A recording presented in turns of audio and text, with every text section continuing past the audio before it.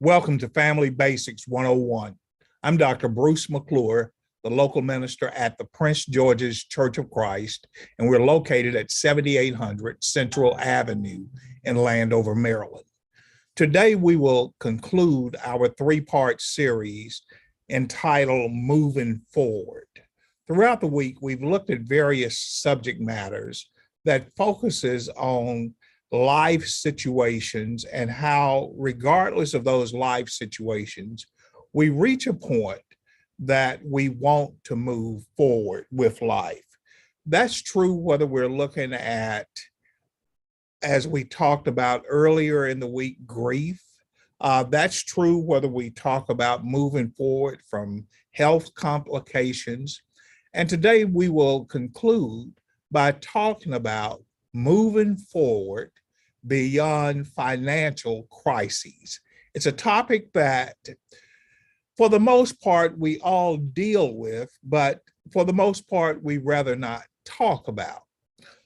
From the American Psychological Association, there was an article published on finances in a 2015 publication. In that article, published by the APA, a survey revealed that 72% of Americans feel stressed because of finances at some point because of the financial situation from the prior month. So this is coming to the middle of the month of March. But this survey would suggest that now people are dealing with, 72% of people might be dealing with some level of stress based on the month of February. Money, according to Linda Gallo, who is a San Diego State University professor, who is also the director of the Institute for Behavioral and Community Health Studies, is one of the top, she says, one of the top causes of stress in a majority of the American families is, guess what? Finances, money. And when we try to make sense of that, just in common human terms, it can be quite a struggle for some individuals. Not only is that true for individuals in the United States, but even in the United Kingdom. In an article that I found from April 2nd of 2020, the United Kingdom gave some recommendations for moving forward beyond financial difficulties. First recommendation, remain connected to healthy relationships and make sure to maintain a current resume, because when a financial window opens, you want to be prepared to present yourself as available and prepared for that financial opportunity. Also remain physically active because it will improve your mood. As you're trying to recover from a financial crisis, make sure that you maintain a degree of attention paid to your health situations. Secondly, according to this United Kingdom's recommendation, don't pretend that you are better off than what you really are, financially speaking. Pretending will also impede your willingness to honestly ask for help and seeking advice about how to avoid repeating the crisis you are now attempting to exit. So don't pretend like everything is fine. No, I've got this under control, because it's going to really get in the way of you having a willing and honest heart to ask for help. So people can come and go that might be in a position to give you good counsel, point you in the right direction. But if you're living in a pretentious place, those helpers will come and go, and you will still be no better off in moving forward from the financial crises in which you find yourself. And then thirdly, according to this United Kingdom's recommendation in terms of how to move forward, make sure to maintain a meaningful routine in your life. Get up at a regular time each day. Get dressed instead of wearing bedtime attire all day. In fact, even during this period of COVID, people can become so comfortable working from home that they forget the routine of work. I don't think it's a good idea, even from working from home over the past 2 years with COVID, for people to just stay in their pajamas all day long. Remember the commercial on TV? I think it's about a Snickers bar or something. And the guy has gotten so acclimated to the Zoom call that he walks out on the patio and the other employees are at his home. And he walks out in his underwear. And he looks startled to look around. And he says, "Oh, I thought this was a Zoom call." Well, had he been dressing properly for work every day, then he would have maintained the routine of getting up, getting dressed, not wearing bedtime attire all day long.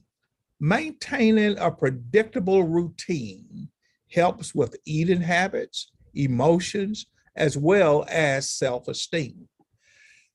In the Huffington Post, there was an article dated January 20th, 2015, Recovery from Financial Crises. And I thought these were some good recommendations that were made. Make a written plan specifying how much money you currently have and what your current debt load is right now. 87% of successful millennials set financial goals and are able to track their progress. I think that's complimentary. Individuals must be willing to write it down. Secondly, scale down in order to stop the hemorrhaging. You may have an abundance of wealth stored in your closet, stored in your garage, stored on the shelves in your home. And now you could probably dispose of some of those items. There are so many different tools to sell unused items today.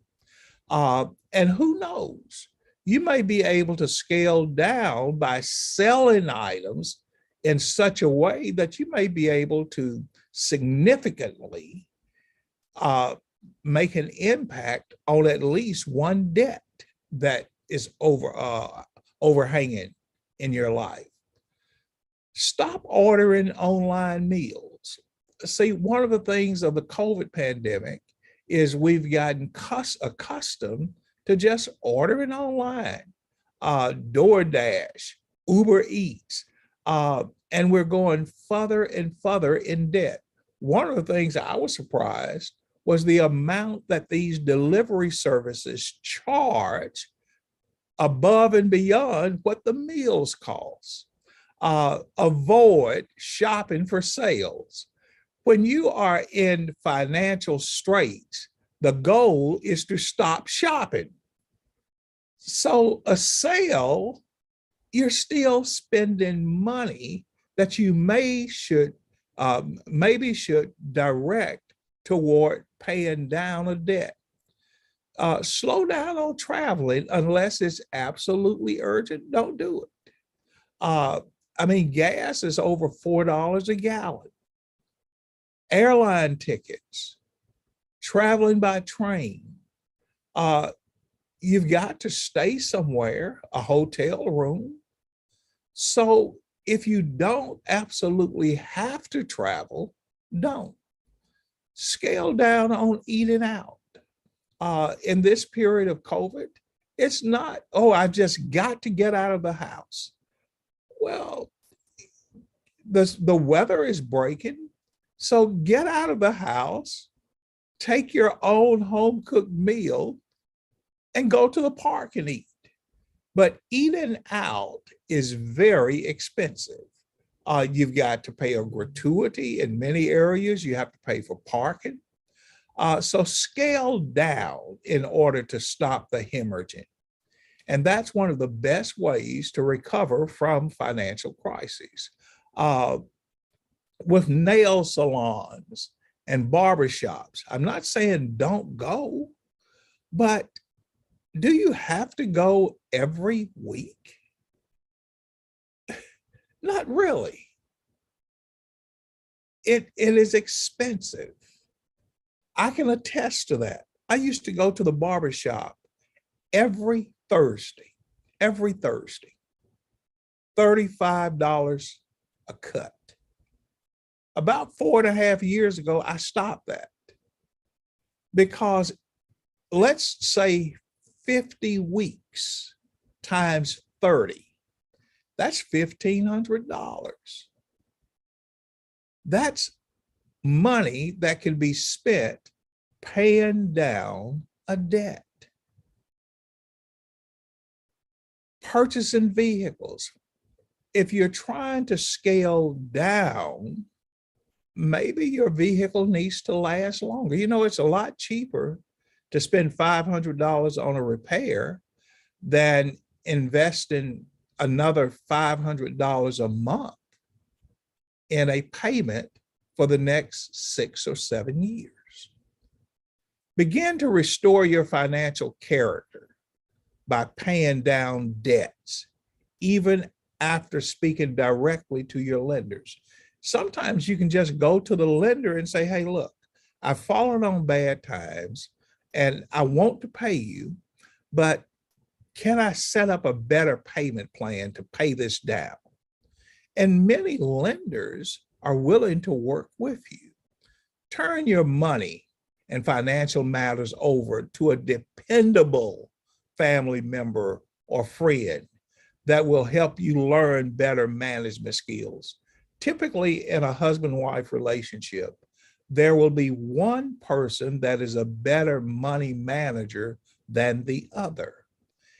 And typically, it is very humbling for the poor money manager who's gotten the family into a crisis to go to the better family manager and say, look, help us get out of this mess. You do a better job than I do with this. And then learn to respect money the same way you would any other tool. Many household tools come with a caution sign where you've got to handle it with care, don't use under certain conditions. Make sure when you look around that the environment is safe to utilize it. The same is true with money.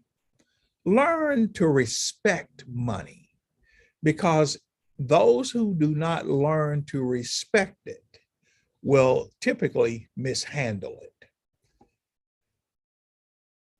In the book of Luke, chapter 15, verses 17 through 20, the Bible has something to say about moving forward away from financial crises. When you look at this story, this is a young man who really was in a dire strait financially.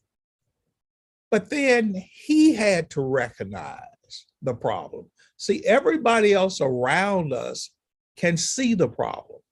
They can recognize it. But until the individual who is in the financial difficulty want to move forward from it and is willing to do the work to move forward from it, nobody else can help them. So look at the story in Luke chapter 15, beginning at verse number 17.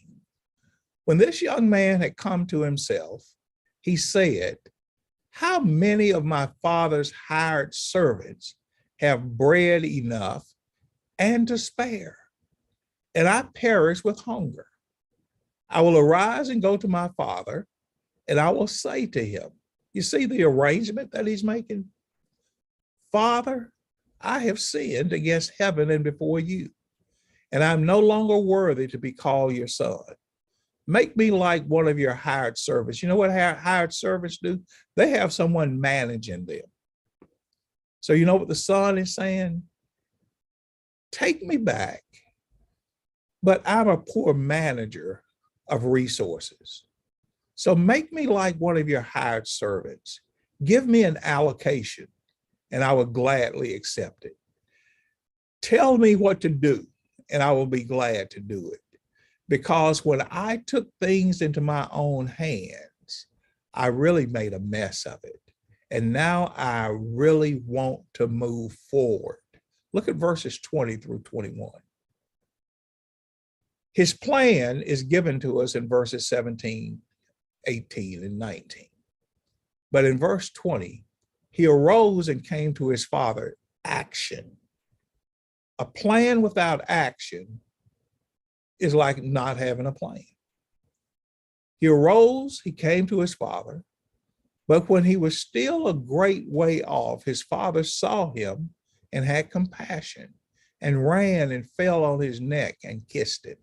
When people see that individuals really are committed to doing the work to do better, it's amazing how people will meet you halfway. In fact, people may come out and embrace you and start supporting you even as you are approaching the new way of life. And the son said to his father, Father, I've sinned against heaven and in your sight. Don't fault other people for your financial crises. See, it's easy to blame others for what you really should blame yourself for. So when you look at the story of Luke 15, verses 17 through 21, you see the realization where the son has to look at, oh my goodness, look at what I've created for me. Look at how I am living a humiliating life because of my behaviors, because I took control of the finances when I knew I was out of control. And now I'm going back to my father, who was in control all the time. And I'm saying, if you take me back, then I will allow you. In fact, I will ask you to please manage me, manage my finances, manage my resources, meaning my pay, because I want to move forward in life. Isn't that a great story? And I think we can all benefit from such a story as this. I look forward to seeing you this weekend, whether it's in Bible class on Sunday morning at 9 o'clock, worship service at 10 a.m. We welcome you back into the building. The majority of the people, especially in the state of Maryland, have received vaccines. We're welcoming all people back to the worship services. We're asking simply that you wear a mask as a preventative. And if you haven't been vaccinated, we ask you to use extreme caution when you are around other people. We look forward to seeing you either this weekend or for certain back on Monday in Family Basics 101. Don't be late and don't skip class.